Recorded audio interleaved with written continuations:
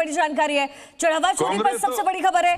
जी news की खबर का बड़ा असर हुआ है। कोषाध्यक्ष गोविंद गिरी से पूछताछ होगी।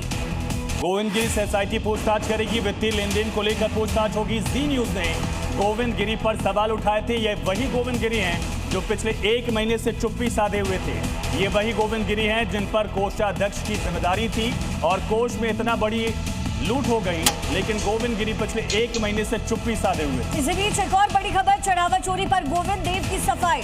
ट्रस्ट के काम से अयोध्या आता हूं, ये उन्होंने कहा। अपने खर्च पर मैं खुद उठाता हूं। कहा कभी ट्रस्ट से कोई पैसा नहीं लिया, नगद दान स्वीकार नहीं किया, चढ़ावा या गिनती से मेरा संबंध नहीं है, पूरा ऑडिट रिकॉर्ड सुरक्षित है, ट्रस्ट में किसी पद के लिए मैंने प्रयास नहीं किया।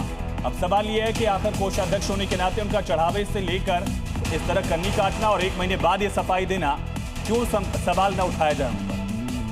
कभी ट्रस्ट से कोई पैसा नहीं लेता था, ये गोविंद गिरी की तरफ से कहा गया है। ये बड़ी जानकारी बदनाम करने की साजिश करने का पूरी तरह से जो इन्होंने प्रयास किया है उसको हिंदुस्तान कभी स्वीकार नहीं करेगा और इनको समय पर इसका जवाब मिलेगा। समाजवादी पार्टी कांग्रेस का गठजोड़ हमेशा मुस्लिम तुष्टीकरण की पॉलिटिक्स करता रहा है और समाजवादी पार्टी कांग्रेस को इसका खामियाजा भुगतना पड़ेगा।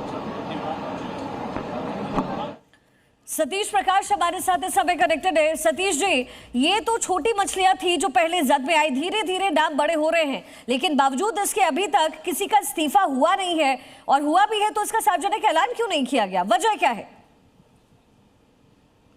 नहीं, मुझे बड़ा अजीब सा लग रहा है कि ये डकैती हुई, चोरी हुई, आस्था को लेकर के कहीं ना कहीं एक बहुत बड़ा प्रहार है।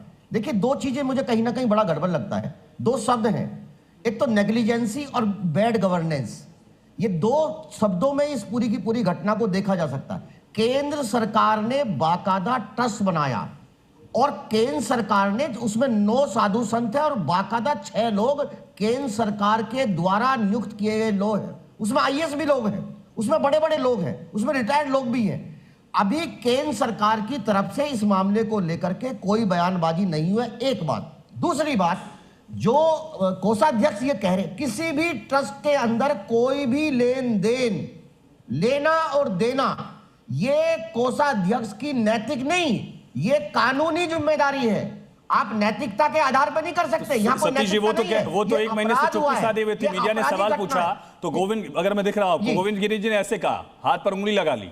1 महीने बाद लेटर जारी किया उन्होंने, अब तक कुछ कहा ही नहीं था। जिस बंदे की सबसे बड़ी जिम्मेदारी थी वो चुप्पी साधे हुए थे।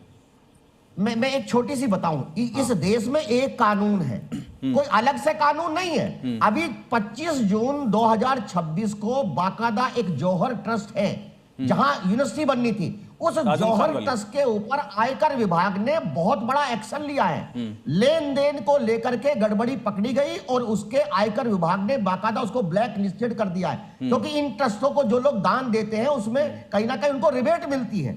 अभी आप इसको ऐसे नहीं कर सकते कि वहां कोषाध्यक्ष कुछ और होगा, यहां कोषाध्यक्ष कुछ और होगा। एक बात। दूसरी बात, मेरा मानना यह है कि देखिए, ये कहीं ना कहीं नेग्लिजेंसी क्या है। 1 साल पहले बाकायदा ये घोटाला पकड़ा गया। 3 महीने पहले बैंक को ये बात पता लग गई कि ये मामला बहुत गड़बड़ हो रहा है। आज एसआईटी ये कह रही है कि वहां आरोपी 3 महीने पहले जब ये मामला पकड़ा गया, सुनिए, एक बात और कह रहा हूं, ये जो घोटाला है, इस पैसे का राजनीतिक प्रयोग किया गया है। चलिए सतीश जी, मैं लौटती हूँ आपके पास।